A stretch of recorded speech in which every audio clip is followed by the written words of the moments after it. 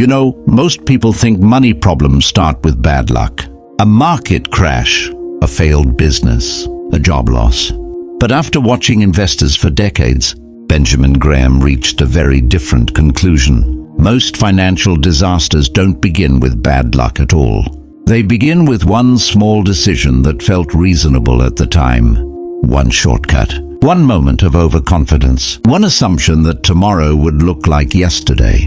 And once that first mistake is made, everything else becomes simple mathematics.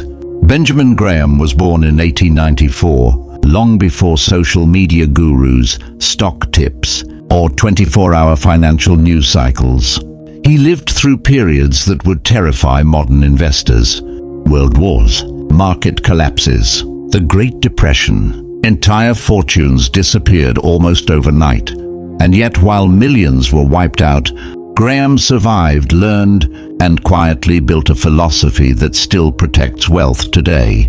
Not because it promises riches, but because it focuses on something far more important: survival. Here's the uncomfortable truth Graham understood early in life. You don't need to be brilliant to succeed with money. You only need to avoid being foolish. That sounds simple, almost insulting. But simple ideas are often the hardest to accept, especially when ego gets involved. Most people want investing to feel exciting. They want stories they can tell at dinner parties. They want to feel smarter than the crowd. Graham saw that desire as the enemy. As a young man, Graham watched intelligent, hard-working people lose everything during the market collapse of the 1930s. These were not lazy or ignorant individuals. They were doctors, business owners, professionals who did everything right by the standards of their time. What destroyed them wasn't a lack of intelligence. It was leverage, speculation, and the belief that markets only move upward in the long run without consequences. Along the way, that experience shaped Graham permanently. He realized that investing isn't about predicting the future. It's about preparing for the future's uncertainty. Markets don't punish ignorance nearly as harshly as they punish arrogance. And the most dangerous assumption an investor can make is believing they are immune to risk because they feel confident. This is where Graham introduced one of his most powerful ideas. Even though many people misunderstand it today, he said the purpose of investing is not to make extraordinary returns. The purpose is to protect capital first and grow it second. Growth without protection is not investing. It's gambling dressed up in intelligent language. Think about how most people approach money. When markets are rising, they feel invincible. Risk seems invisible. Everyone feels like a genius in a bull market.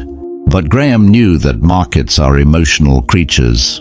They swing from optimism to panic, from greed to fear, far faster than fundamentals change. If your strategy depends on markets behaving rationally, it will eventually betray you. Graham believed that the investor's biggest enemy lives inside their own head. Fear causes people to sell at the worst possible time. Greed pushes them to buy at the top. Ego convinces them they're smarter than the market. And impatience makes them abandon sound strategies for exciting ones. These psychological forces, not lack of knowledge, are what destroy wealth over time. One of Graham's most famous metaphors was the idea of Mr. Market. He imagined the stock market as a business partner who shows up every day offering to buy or sell assets at wildly different prices based purely on his mood. Some days Mr. Market is euphoric and overvalues everything. Other days he's depressed and practically gives assets away. Graham's advice was simple. Don't let Mr. Market tell you what something is worth. Let him serve you, not control you. This mindset completely changes how you approach money. Instead of reacting emotionally to price swings, you start focusing on value. Instead of chasing trends, you start asking durable questions. Does this business produce real cash? Can it survive hard times? Would I still be comfortable owning this if markets closed for 10 years? These questions don't sound exciting. That's exactly why they work. Graham also understood something that modern culture hates admitting. Time does not forgive large mistakes equally at every age. Losing half your money at 30 is painful, but recoverable. Losing half your money at 60 can permanently alter the rest of your life. Compounding works beautifully when you protect it. But once it's damaged late in life, there may not be enough time to rebuild. That's why Graham emphasized what he called a margin of safety. This concept is simple but profound. Always leave room for error. Assume you could be wrong. Assume the future might not cooperate. A margin of safety is not pessimism. It's realism. It's acknowledging that no matter how confident you feel, uncertainty always exists. Many people misunderstand margin of safety as being overly conservative. Graham saw it as being intelligent. Engineers build bridges that can hold far more weight than they're expected to carry. Pilots prepare for failures that may never happen. Investors, however, often do the opposite. They design their financial lives with no room for error. One job loss, one recession, one bad investment, and the structure collapses. Graham warned repeatedly against speculation masquerading as investing. Speculation isn't evil by itself, but confusion is. The moment you convince yourself that speculation is safe, disciplined investing, you've already lost.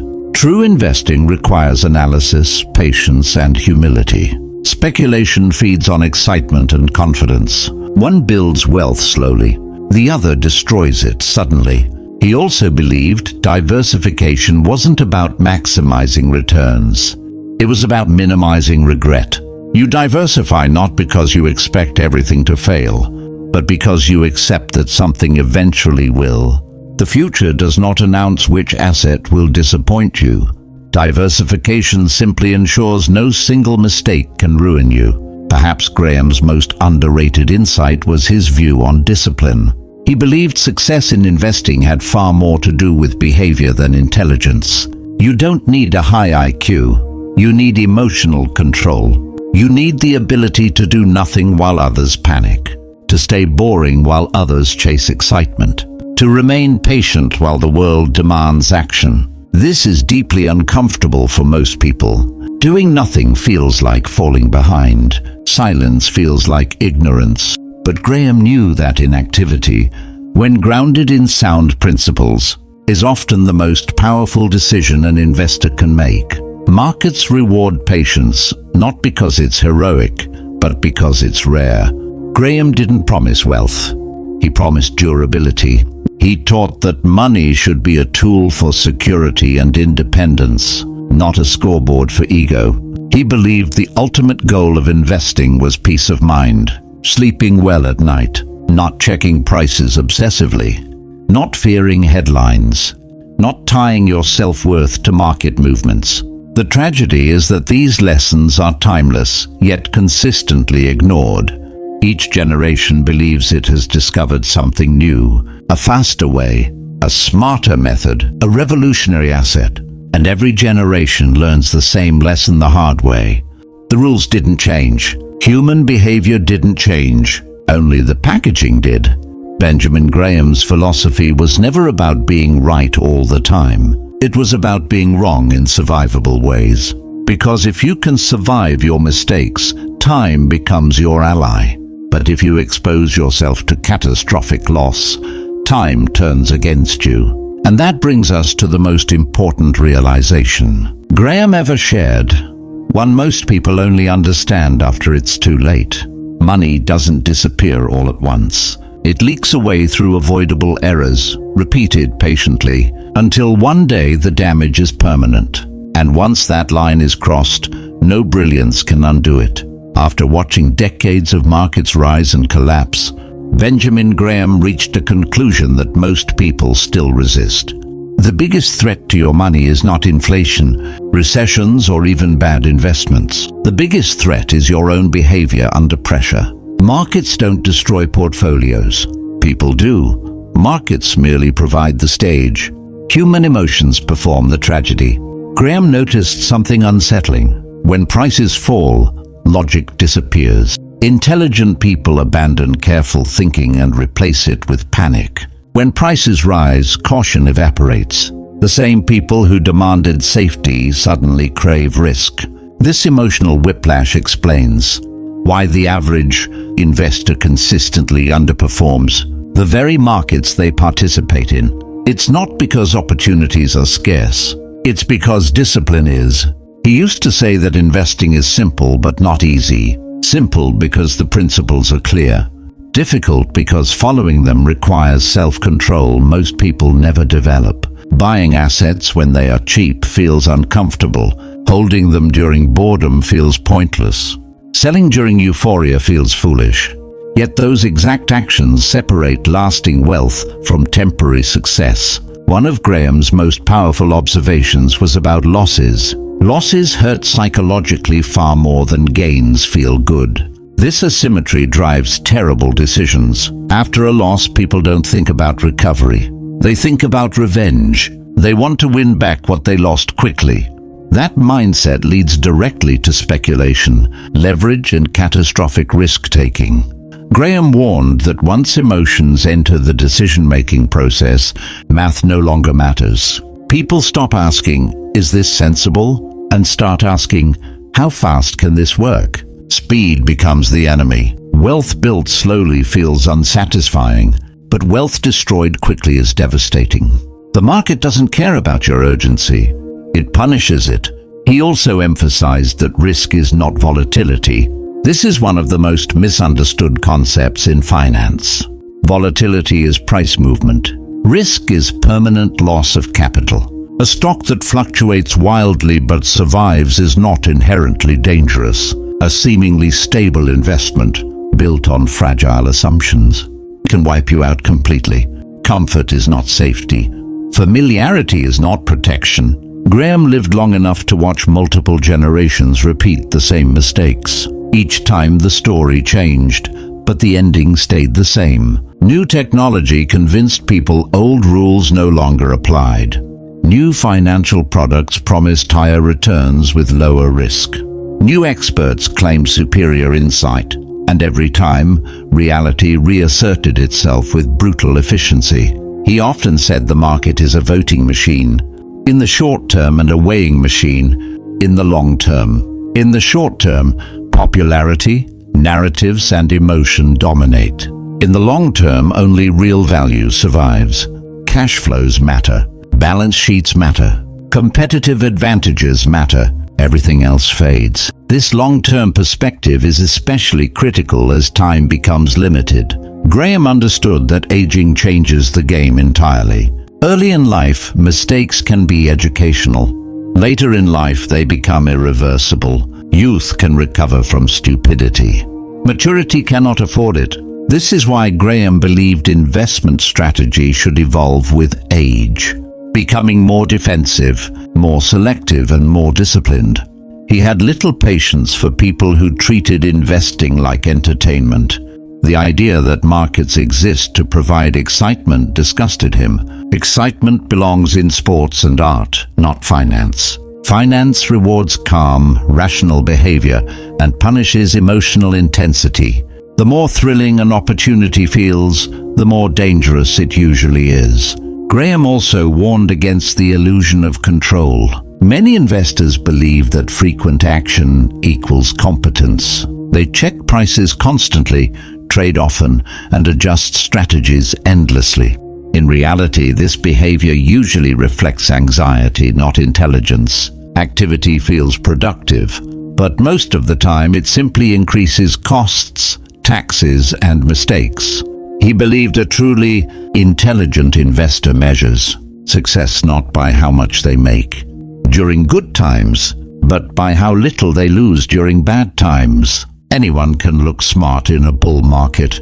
Only discipline survives bear markets intact. And survival, Graham insisted, is the foundation of all future success. Another uncomfortable truth Graham highlighted was that intelligence can be a liability. Highly educated, analytical individuals often overestimate their ability to forecast outcomes. They build complex models and convincing narratives. Complexity gives them confidence, but markets do not reward confidence. They reward correctness, and correctness is often boring, simple, and emotionally unsatisfying. Graham encouraged investors to build systems that protect them from themselves, rules that limit how much risk they can take, structures that prevent impulsive decisions, diversification that reduces emotional attachment to any single outcome. The goal was never perfection. The goal was resilience. He believed humility was the investor's greatest asset. Accepting uncertainty, accepting ignorance, accepting that the future will not behave exactly as expected. This humility creates flexibility. Arrogance creates fragility. Fragile systems collapse under stress. Flexible systems adapt and survive. Graham also rejected the idea that investing success requires constant innovation. He believed human nature changes far more slowly than technology. Fear and greed operate today exactly as they did a century ago. This means old principles remain valid even in new markets. Anyone claiming otherwise is selling confidence, not wisdom. Perhaps Graham's most sobering lesson was about time. Time magnifies both good and bad decisions. Small advantages compound into extraordinary results. Small mistakes compound into disaster. The tragedy is that compounding is invisible in the short term. People abandon good strategies because results feel slow, never realizing the damage they're doing to their future selves. He warned repeatedly that impatience is indistinguishable from self-sabotage. Wanting results now is understandable. Acting on that desire is costly. The market rewards those who can delay gratification longer than others. This is not because they are morally superior, but because math favors patience relentlessly. Graham's philosophy was never about maximizing wealth at any cost. It was about preserving freedom. Freedom from fear, freedom from financial dependence, freedom from having to make desperate decisions late in life. He believed money should reduce anxiety, not create it. And this is where many people go wrong. They treat money as a way to prove worth, status, or intelligence. Graham saw money as a tool, nothing more. When money becomes tied to identity, every market movement becomes personal. Losses feel like failures. Gains feel like validation. This emotional attachment guarantees poor decisions. Graham detached his ego completely from outcomes. He didn't need to be right publicly. He didn't need applause. He didn't need excitement. He needed consistency. Over time, that quiet consistency built something far more valuable than temporary success. It built durability. As years passed, Graham watched countless investors come and go. Some were brilliant, some were lucky, some were both. Most didn't last. The survivors weren't the smartest or fastest. They were the ones who respected risk, controlled emotions, and stayed within their limits. And that is the paradox most people never accept. You don't win by pushing harder. You win by lasting longer, because in the end, markets don't reward intensity. They reward endurance. As Benjamin Graham grew older, his confidence didn't come from predicting markets. It came from knowing exactly what he refused to do. He refused to borrow heavily. He refused to chase excitement. He refused to pretend he understood things he didn't. That discipline didn't make him popular, but it made him durable. And durability, he believed, was the rarest asset of all. Graham understood that most financial pain is self-inflicted. People don't fail because they lack opportunity. They fail because they overextend themselves when things are going well. Prosperity plants the seeds of its own destruction when it convinces people that caution is unnecessary. The moment you feel safest is often the moment you are most exposed. He had seen it too many times to ignore. Investors who survived for decades would suddenly abandon discipline after one period of success. They would increase risk, concentrate positions, or speculate aggressively, believing experience had made them immune to failure. Graham knew better. Experience doesn't eliminate risk. It only changes its shape. One of his quiet warnings was about lifestyle inflation. As income rises, expenses follow. People confuse earning more with being safer. In reality, higher spending increases fragility. The more expensive your life becomes, the fewer options you have when something goes wrong. Graham believed true wealth was not measured by possessions, but by how long you could live comfortably without income. This is why he placed such importance on simplicity. Simple financial lives are easier to control. Complex ones break under stress. Every extra obligation, every unnecessary expense, every fragile assumption reduces your margin of safety. The world doesn't collapse all at once. It applies pressure slowly, and only resilient structures survive. Graham also understood that most people wait too long to become serious about risk. They assume they'll change later, after one more promotion, one more good year, one more bull market. But markets don't wait for readiness. They don't schedule downturns around your plans. When reality arrives, preparation is either already in place or it isn't. He believed the most dangerous phrase in finance was, "This time is different." Those words have preceded every major collapse in history. Technology changes, tools change, narratives change. Human psychology does not. Fear still spreads faster than logic. Greed still overrides caution. Confidence still peaks just before consequences arrive. Graham never tried to scare people into discipline. He tried to educate them into it. Fear fades. Understanding lasts. He wanted investors to internalize one simple truth. The purpose of money is not excitement. It is security. And security comes from alignment with reality, not resistance to it. As his influence spread, many people tried to copy his techniques without adopting his temperament. They wanted the returns without the restraint. The results were predictable. Graham knew methods matter far less than mindset. Without emotional control, even the best strategy becomes dangerous. He once observed that the future is always uncertain, but human reactions to uncertainty are remarkably predictable. Panic, denial, overconfidence, regret. These patterns repeat endlessly. The investor who survives is not the one who avoids uncertainty, but the one who accepts it calmly. Late in life, Graham's advice became even simpler. Protect what you have. Avoid irreversible mistakes. Stay humble. Stay patient. He had no interest in financial heroics. He believed heroics were for people who needed attention. Investors needed survival. He measured success differently than most. Not by peak net worth, not by headlines, not by admiration, but by independence, by the ability to say no, by the absence of fear, by knowing that market chaos could not dictate his life choices. And this is the final lesson many people miss. Wealth is not about winning a race. It's about staying in the game. You don't need the highest return. You need a return that lasts. You don't need perfect timing. You need consistency.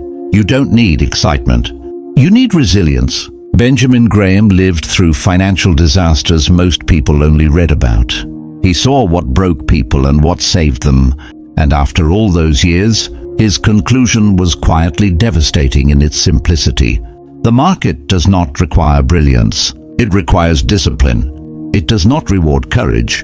It rewards patience. It does not forgive arrogance, but it protects humility. If you can control your behavior, respect risk, and give compounding enough time to work, you don't need luck. You don't need secrets. You don't need to be extraordinary. You just need to last. Because in the end, the investors who win are not the ones who reach the highest point the fastest. They are the ones still standing when everyone else is gone.